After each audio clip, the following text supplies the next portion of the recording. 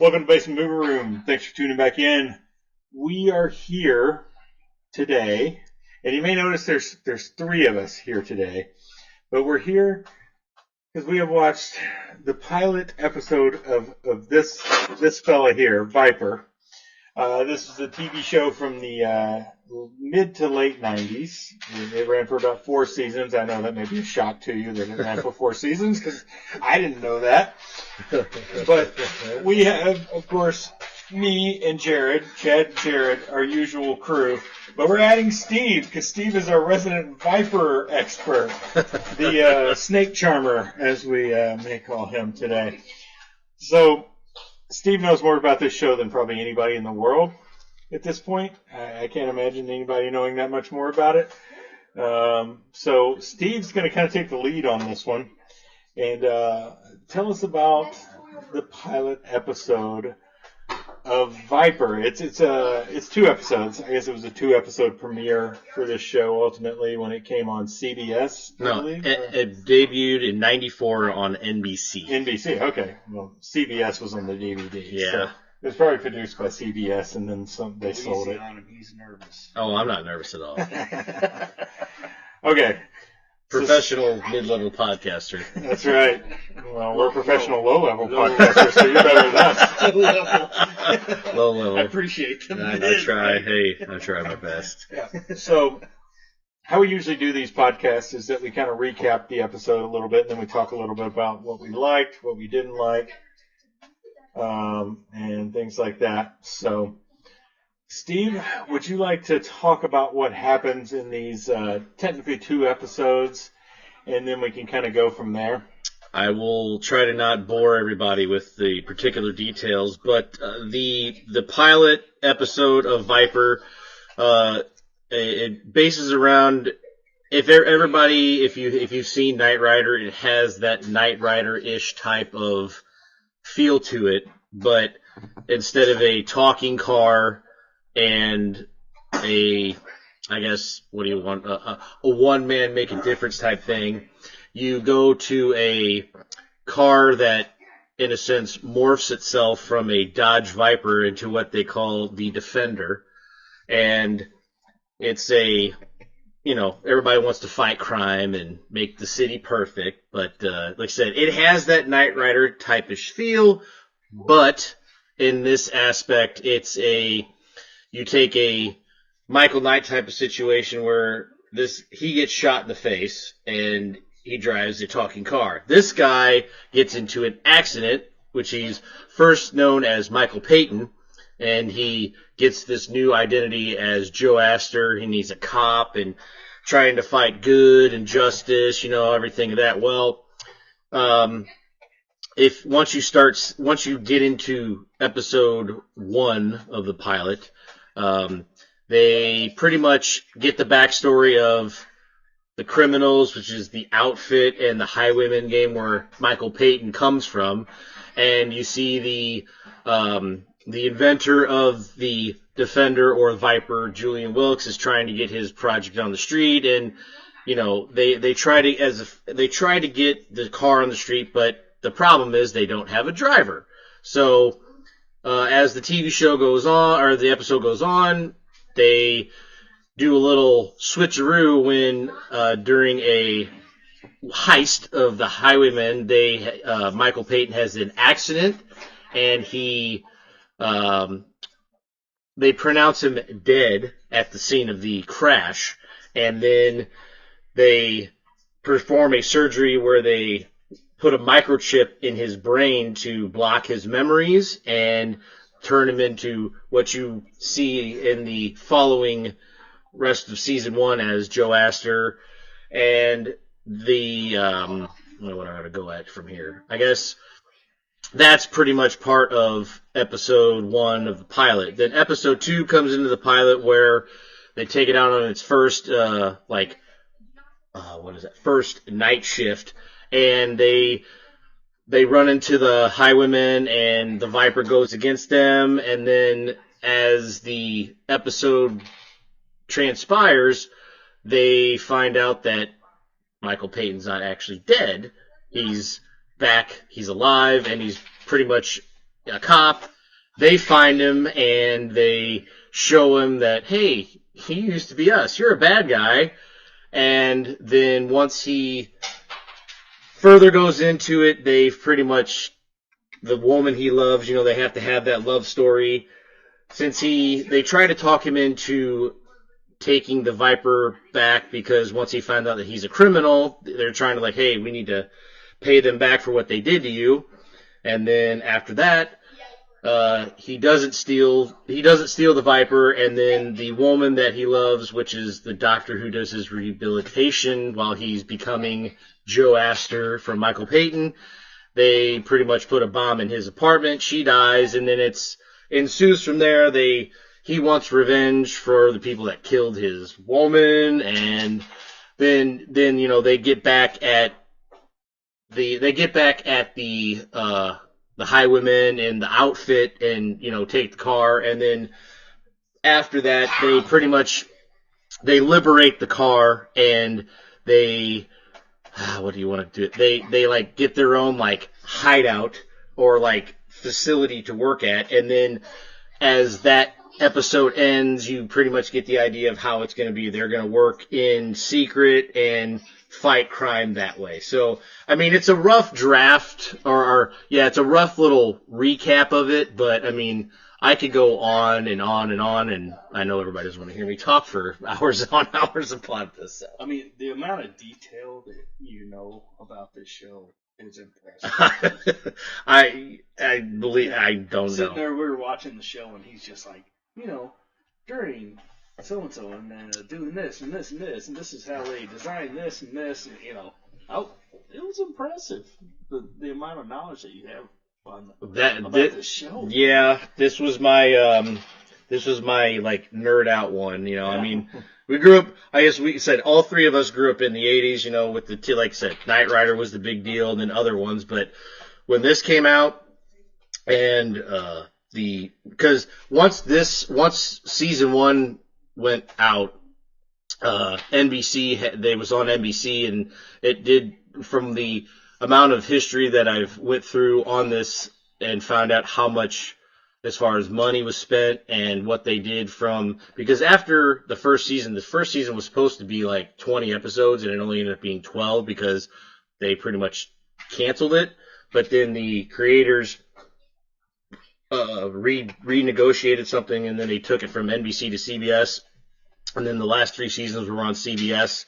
Then they said after 4th season it was pretty much, they ended it where, I know there's going to be spoiler alert here. Spoiler alert, just putting that right here. Pretty much at the end of the series, there's a accident to where Joe Astor actually goes back to being Michael Payton, and he's actually living both personalities at the same time, and it just kind of wrapped up the whole series. But I mean, when I found out because they were trying to get this on DVD for God knows how long, since when it ended in late 99, early 2000, they were trying to get this put to DVD, and then it came out, like I said, I think 2017, 2018 is when it came out, and then I found out about it in almost 2019, 2020, and I about lost my mind because I had recorded every single episode on VHS,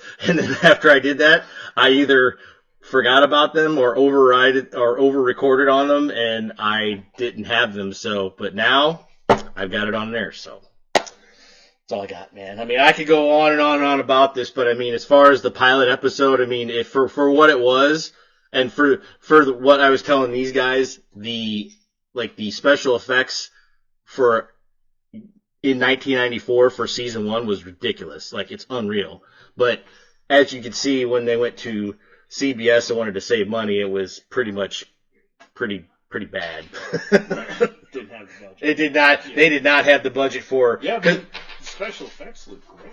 Yeah, and it was 50. For what I found out, it was between 50 and 60 grand per sequence on each show. So if each sequence had 4 or 5 morphs, it was but for back then, that budget of almost $200,000 to $300,000 for just a TV episode was unheard of. Yeah. So, but yeah, that's That's my little 2 cents on it. So how would you rank it, Steve? For me, I mean, I personally, for when I read it, said, I mean, I'm 42 now, and when I was watching this, when this came out, I was 12. I'm like, this was, for me, I mean, I'll take it. I'm going to take 10 out of 10 for what that is. But I mean, I know most people would be like, they'd probably say like 4 or 5 out of 10 or whatever scale you want to use. 5 stars. I mean, I'd give it. For 5 stars, I'd give it a 5 out of 5 because for the time and that's just the first season because for what was available in 1994 and just yes, I'm a Viper fanatic as the car goes, but for what this was, I mean that was unreal for what they did. Since my math was wrong the last time, 31 years ago, it was ridiculous. So yeah, I mean. I remember the show, but I don't remember anything about it. So going and watching these pilot episodes, it was pretty cool to see, and I really enjoyed it. You know, like you said, the special effects were good. You know, the acting is. I mean, it's TV acting, but I mean, for what it was, I mean, it wasn't bad. I enjoyed both episodes. So.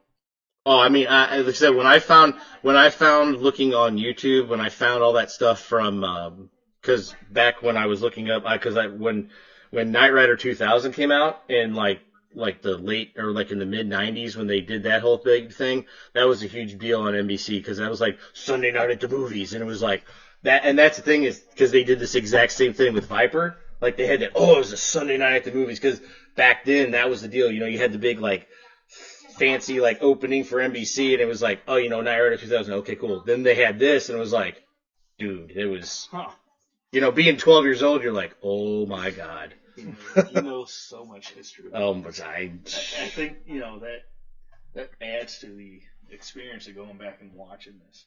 Having somebody like you that knows all this knowledge, it has all this knowledge about this show. Besides, no, it's pretty cool. Besides this, from what we just with these two, I think I've watched just the pilot easily 20 or 25 times. I'm not kidding. Even when I was bored, one day I'm like, oh, I'll just pop in the pilot. I don't know. I couldn't really tell when you would get up and use the bathroom and come back and be quoting the lines. Yeah. So I'd never seen the show before. I'd heard of it. Certainly, I had no idea it had 4 seasons. That's impressive that it got 4 seasons, being the type of show it was. But it was the 90s, which is kind of the Wild West of TV. It's slightly before like the golden, what they call like the golden age of TV, in the 2000s and the late 90s, where like The Sopranos and things like that came out on TV. So kind of a weird time in TV. A lot of the shows don't really hold up from the 90s. You know, people like shows from the 90s, and it's not bad though. No, by no means is it a bad show. It's got some interesting concepts. Like they said, the CG for the car changing from the regular Viper into the Defender, the special, is pretty cool. Yeah. Pretty cool little effect they got there, which clearly changes in the further seasons because it was too damn expensive to do. Yeah, it was. Because it went from the whole cool like snake skin effect like these guys saw, and it literally goes from like flipping, like take your blinds in your window at your house, and that's what it went to. It was like I was like, okay. I mean, it was still cool for what it was, but I'm like that whole concept of that was like unreal for a teenager to see that. It was like, dude, it just made me want the Viper more. So yeah, the Viper is the star of the show, really. I mean, it's the star of the show for sure. James McCaffrey is your other actor who's basically the main character of the show, along with the black guy who's helping him out. Dorian Harewood. That's Julian Wilkes, the inventor of the Viper. Yeah, he's kind of the inventor. He's in a wheelchair. And so that's your 2 main characters. And apparently neither one of them are past really the first season, right? No, so after the after the backstory, like quickly what it was, it's like after the first season, they did a casting change and they did a location change because the season 1 was filmed in California. They filmed the rest of the seasons in Vancouver, British Columbia, and they did they moved it up there because I guess for some reason doing TV shows in Canada is cheaper or something. I guess I don't know what it was, but yeah, they went to Canada, and then you didn't see. Now, Joe Napoli, who's in the first season, he went through all 4 seasons.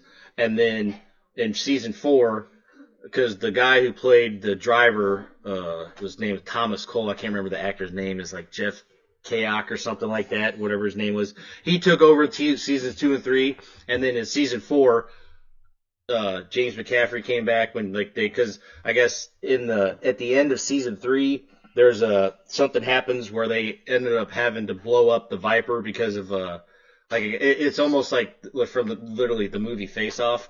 There's some guy that gets his face like redone as Thomas Cole, and he like tries to steal the car, and they end up having to blow that car up with him in it or something like that. But James McCaffrey and Dorian Hare would come back in season 4, and they pretty much close out that because they deliver a new Viper. It goes from the red RT10 to the blue Viper GTS, and it's like the whole thing. It's like a whole like sweeping change in season 4. But I mean, yeah, it's smart you bring the 2 main guys back to like close it out, because if you didn't, it'd be kind of sad. So, but yeah, it sounds like they knew it was the end, so they were able to do some stuff. I said I read something where they were trying to do another season, but they're like, there's no way it'll go past that. I mean, and I get it. I mean, once you do that, where you're like, yeah, he has an accident and his surgery, he's living both lives at the same time. It's like, yeah, you pretty much knew that. Yeah, it's the series finale. Jumped the shark at that point. It's done. It's like you're done.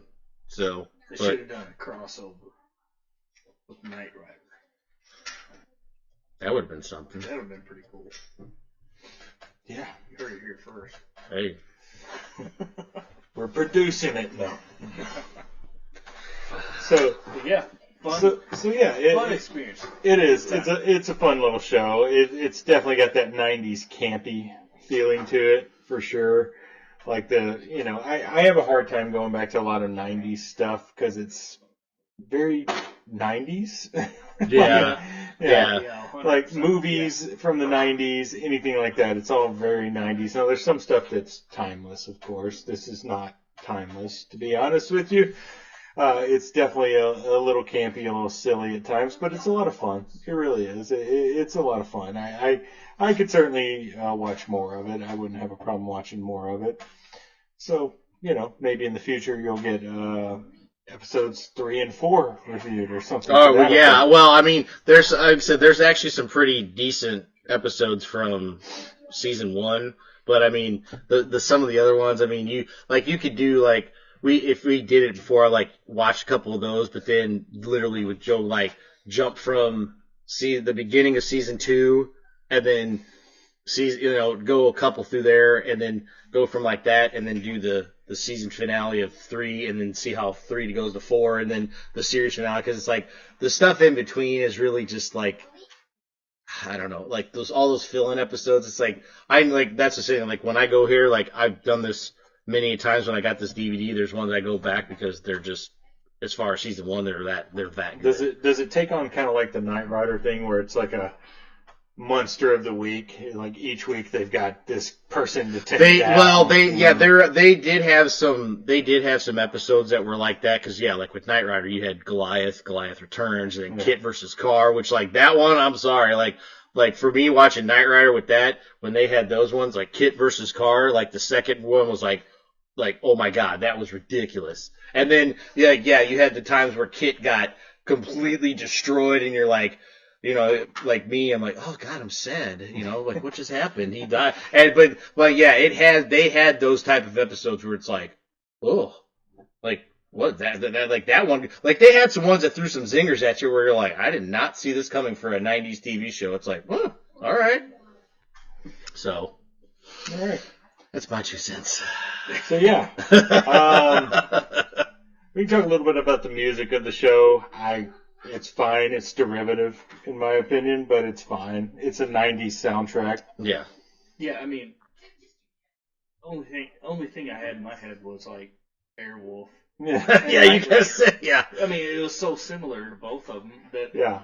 I couldn't distinguish. So I went back to the ones that were most popular. Yeah. So that's what was in my head.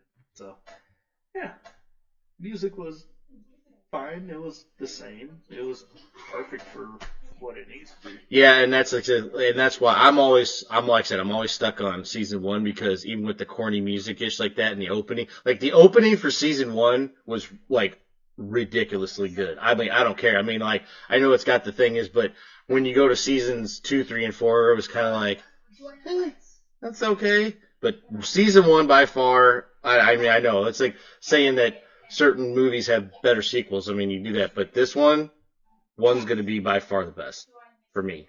So, All right. I don't really have anything else to say about Viper. I don't either. Check it out. Yeah, you can buy it on DVD. It didn't cost that much either. Even back a couple years ago. I mean, I think it was like it's on Amazon for like $35. Yeah, I mean it's It's the perfect weapon for an imperfect future. It's directed from the back of the box. Just saying. Yeah, and see that right there, that was the piece they used in seasons 2 and 3 because they had like that voiceover, and that's what they tried to do a little bit too much because like in a world. Yeah, Where there's like, a perfect weapon for an imperfect future. Yeah, because the thing from season 1 was done like perfectly. That one there, you could tell they were trying a little too hard. That's why I was like, well, you know what? On this channel, you got to take the good with it's bad. Yeah, there's a lot of bad. So we're gonna have to watch all the bad. Oh, yeah. I can show you some bad ones. That's for sure. All right, we're gonna stop right there on Viper. Certainly, give it a shot if you haven't. Classic. You can probably even find it on YouTube. To be honest, it's probably somewhere out there. Oh yeah. But anyway, that's our review of Viper pilot episodes 1 and 2. And other than that, didn't have much else. Anybody else got anything else? No. No. All right. Thanks for watching Basement Movie Room. We'll see you next time. Classy. Go with High Christ. five.